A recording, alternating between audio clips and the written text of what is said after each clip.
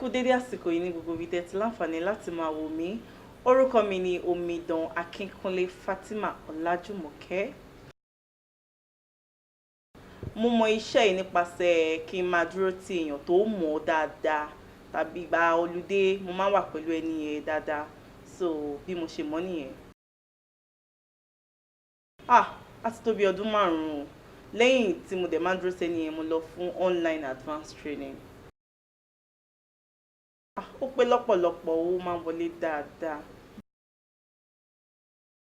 Owó tó pọ̀ ni ó tẹ́ pé ẹ mọ̀ pé gẹ́gẹ́ bí akẹ́kọ̀ọ́ savings yẹn really kò kí n really kò yé yín a kì í really ní exact amount tá máa ń rí but owó yẹn máa ń pọ̀.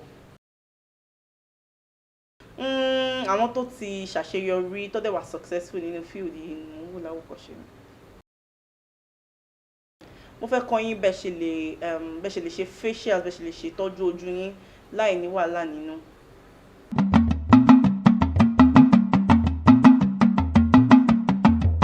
Nǹkan tí mo fẹ́ kọ́ yín lónìí ni bẹ́ẹ̀ ṣe lè ṣe facials fúnra yín láì nira yín lára. Nǹkan àkọ́kọ́ tá a máa kọ́kọ́ lò ní oní yogurt. Lẹ́yìn náà a máa lo powdered milk tá a ti mix pẹ̀lú omi. Nǹkan ẹlẹ́ẹ̀kẹta ni epo pupa. Nǹkan tá a tún máa lò náà ni òwú tá a ti soak sínú omi pẹ̀lú coconut oil. Lẹ́yìn náà a máa lo ọṣẹ dúdú pẹ̀lú glow oil.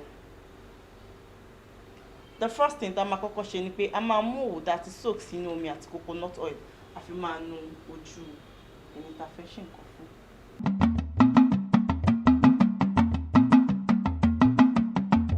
Lẹ́yìn náà a máa apply yogurt wa.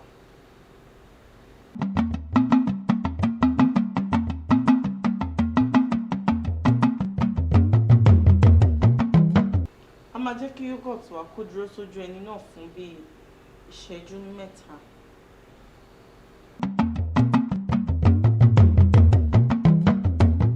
Lẹ́yìn ìṣẹ́jú 3 a máa nù pẹ̀lú òwú wa tá a ti soak sínú coconut oil.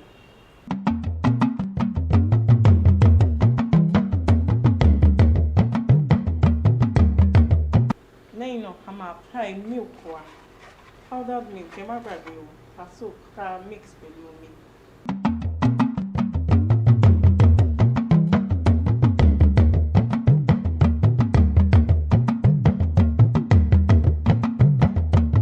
Lẹ́yìn ìṣẹ́jú 2 a máa nù kúrò.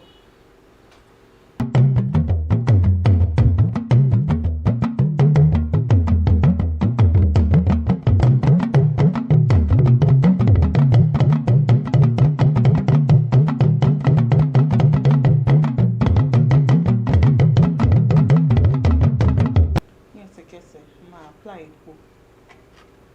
Ẹni tí ò bá lè afford gbogbo nǹkan tá a lò yìí ó lè lo epo lásán. Tẹ́ bá fẹ́ lọ sí party ẹ fẹ́ lọ sí ìnáwó tẹ́ fẹ́ kójú yín gún régé kẹ́ tó lọ ẹ kàn lè apply epo. Ó lè má jojú yín nìkan ní gbogbo ara. Epo dá lọ́pọ̀lọpọ̀.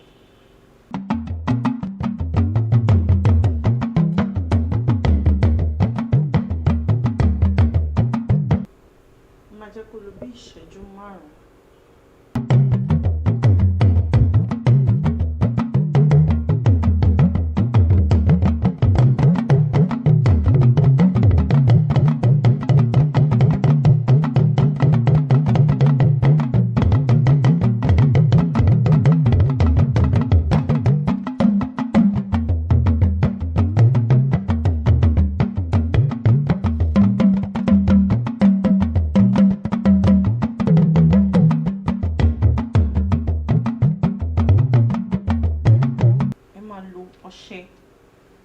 Ọṣẹ dúdú tẹ́yin bá ń lò àbí ẹni ọṣẹ tẹ́yin bá ń lò fún ojú yín ẹ lò láti fi sí ojú náà.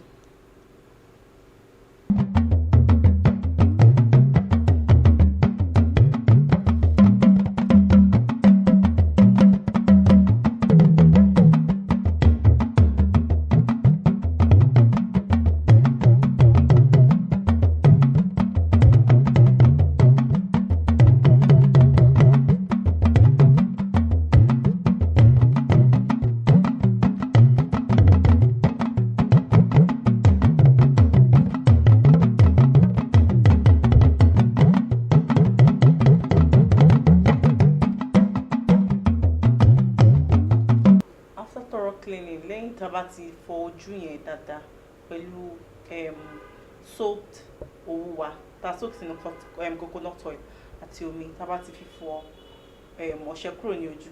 The next thing tá máa ṣe ni a máa spray glow oil. Tó bá yẹ pé face cream lẹ́ni tẹ́ ń lò ẹ lè lò lẹ́yìn ọ̀ glow oil la máa lò la máa spray sí ojú yẹn.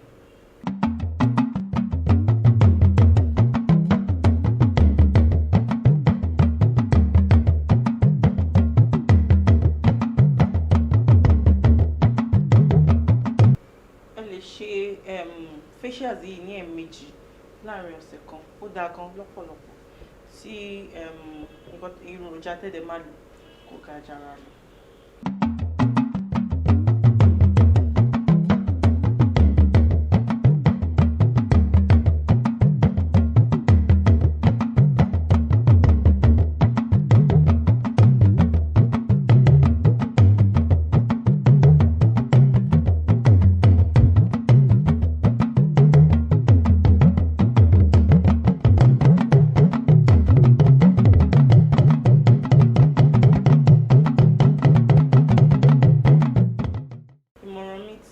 Fún àwọn ọ̀dọ́ ni pé nǹkan tẹ́ bá mọ̀ ṣe ẹ gbájúmọ́ lọ́pọ̀lọpọ̀. Bí mo ṣe sọ ní alákọ̀ọ́kọ́ ni pé iṣẹ́ yìí mo kọ́ nípa kí n jókòó ti èèyàn kọ́ bó ṣe ń ṣe mò ń wò bó ṣe ń ṣe mò ń wò títí tí mo fi mọ̀. Mo dẹ̀ sọ fún yín pé owó tí mo rí ń bẹ̀ láàrin oṣù kan ó pọ̀ gan. So mo gbà yín nímọ̀ràn pé nǹkan tẹ́ bá ṣe tẹ́ bá mọ̀ ṣe ẹ gbájúmọ́ dáadáa because àtẹ́lẹwọ́ ẹni kò kí ń tan ní jẹ. Ẹ ṣé gan ni.